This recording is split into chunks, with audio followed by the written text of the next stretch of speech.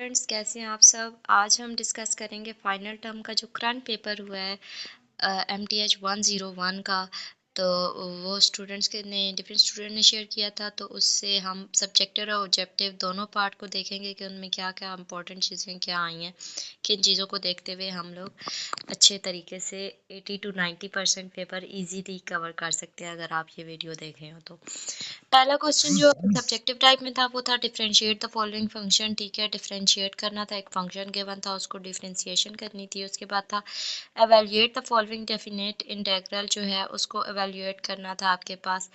Then है find the sum of given geometric series, इसका sum find out करना था। ये ज्योमेट्रिक सीरीज आपके पास गिवन है। आपके पास जो इम्पोर्टेंट चीज़ें थी ना इस के जो टॉपिक्स हैं वो कन्वर्जेंस का था, divergence, increasing function, decreasing function, integration, absolute maximum या मिनिमम, और फिर मतलब कि सेकंड फंडामेंटल थ्योरम था, और हार्मोनिक सीरीज़ या टाइलर सीरीज़ या मैक्लॉरन सीरीज़। जितनी भी सीरीज़ है ना ये जो है ये बहुत इंपॉर्टेंट है, रेशो टेस्ट जो होता है।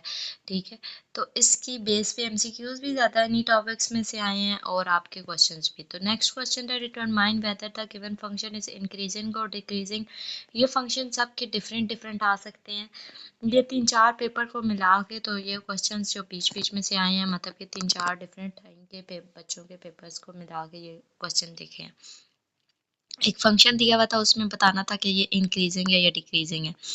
फिर नेक्स्ट क्वेश्चन था राइट द अल्टरनेट सीरीज जो है ऑफ द सीरीज, इसकी अल्टरनेटिंग सीरीज जो है वो करनी थी, फाइंड आउट। फिर आप evaluate the following limit of using L hospital rule, L hospital use करते हुए रूल आपने इसकी लिमिट फाइंड आउट करनी थी।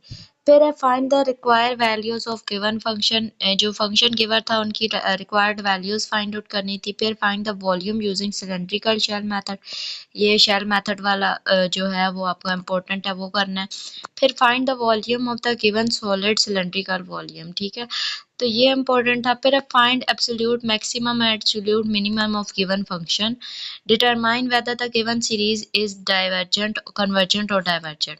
ये सारे क्वेश्चन जो है ये आपके इम्पोर्टेंट थे सब्जेक्टिव के लिहाज से, ये वाले क्वेश्चन आए हुए थे, और MCQs जो है वो इन टॉपिक से आए थे जो हम नीचे देखेंगे। अगर आपको ये जो सब्जेक्टिव वाला पार्ट है इसका सोल्यूशन भी आपको चाहिए तो वो आप कमेंट सेक्शन में मुझे बताइएगा, मैं आपको सोल्यूशन की वीडियो भी बना के वो करूँगी।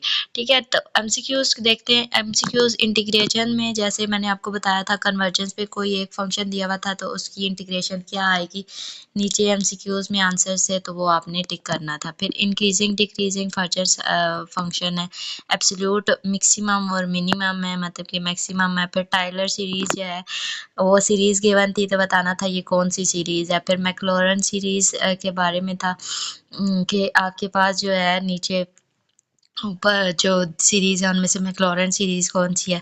हार्मोनिक सीरीज़ जो है वो डिस्कस करनी थी। अभी मैं इनके फार्मूलाज भी आपके साथ डिस्कस करती हूँ।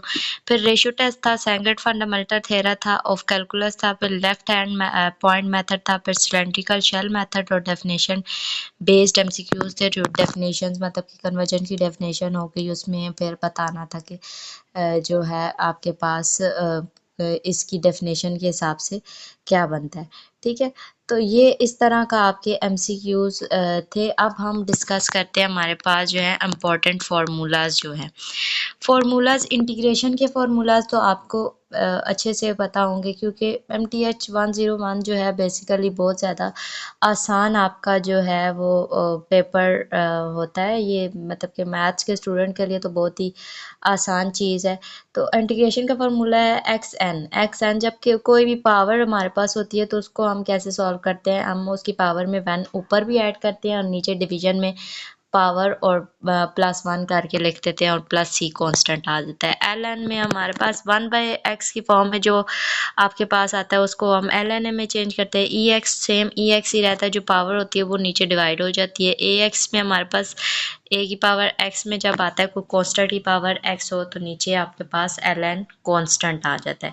साइन का इंटीग्रेशन क्या होती है, माइनस कॉस, और कॉस ही क्या होती है, साइन होती है आपके पास। फिर है कन्वर्जेंस और डाइवर्जेंस। कन्वर्जेंस के लिए ज्योमेट्रिक सीरीज जो है वो A is equals A divided by 1 minus R, और आर हमारे पास लेस देन 1 होना चाहिए। अगर लेस देन 1 है तो वो कन्वर्ज करेगा, और ग्रेटर देन 1 है तो वो क्या करेगा, डाइवर्ज करेगा आर। ठीक है, तो आगे इंक्रीजिंग और डिक्रीजिंग फंक्शन। अगर इंक्रीजिंग और डिक्रीजिंग फंक्शन यहाँ पे आपका एमसीक्यूज होता है कि डिक्रीजिंग कब होता है फंक्शन, या इंक्रीजिंग कब होता है। इंक्रीजिंग तब होता है जब आपकी जो डेरिवेटिव है वो आपके पास ग्रेटर देन 0 हो, और डिक्रीजिंग तब होगा जब लेस देन 0 होगा। फिर हार्मोनिक सीरीज जो 1 + 1/2 1/3 जो इस तरह की सीरीज होती है वो क्या होती है, हार्मोनिक सीरीज। और हार्मोनिक सीरीज हमेशा क्या होती है, डाइवर्जेंट। फिर उसके बाद आ जाते हैं एब्सोल्यूट मैक्सिमम और मिनिमम। ठीक है, क्रिटिकल पॉइंट होता है एफ, जो हम डेरिवेटिव लेते हैं इक्वल टू 0 होता है, और सेकंड डेरिवेटिव जो होता है वो मिनिमम होता है अगर ग्रेटर दैन 0 हो, और लेस दैन 0 हो तो वो मैक्सिमम होता है। ठीक है, रेशियो टेस्ट के बारे में अगर हम बात करें तो लिमिट अप्लाई होती है N approaches to infinity A N plus 1 divided by A N. ये इस रेशियो सीरीज का फॉर्मूला है, ये आपको अच्छे से याद करना है। ठीक है, और अगर आपके पास रेशियो टेस्ट में एल जो है, जो आपका आंसर है वो अगर आपके पास आता है लेस देन 1 तो आपकी सीरीज कन्वर्ज करती है, और अगर ग्रेटर देन 1 आता है डाइवर्ज करती है, और इक्वल आ जाता है तो इंक्लूसिव होता है, मतलब कि आपका फंक्शन जो है वो इंक्लूसिव होता है। फिर आपके पास टाइलर सीरीज है। टाइलर सीरीज क्या होती है, एफ ऑफ एक्स आपके पास होता है, आगे पहला कांस्टेंट आ जाता है, एफ ऑफ ए आ जाता है, फिर एफ ऑफ ए का डेरिवेटिव आता है एक्स माइनस ए, और ये इसी तरह कंटिन्यू होती है। ये आपको अगर पेपर करना है तो ये फार्मूलाज आप लोगों के लिए बेस्ट हैं, ये अच्छे से याद कर लें तो आप ये क्वेश्चन पेपर में अच्छे से कर सकते हैं। Second fundamental theorem of calculus क्या है, डिफरेंशिएशन है डी/dx, और इंटीग्रल है A X F T divided by D T is equals to F F. Left hand formula जो है ये आपके पास लेफ्ट हैंड पॉइंट मेथड जो है इसको आप देख लें। इसमें अब आपके पास क्या है, delta x F x not F x 1 F x 2। ठीक है, तो ये आपके पास है एक्स योटा जो है वो क्या है, ए प्लस डेल्टा एक्स, और अयोटा जो होता है वो हमारे पास नंबर ऑफ सीरीज, मतलब के सारे फंक्शंस के नंबर्स को जाहिर करता है कि ये पावर 1 2 3 है।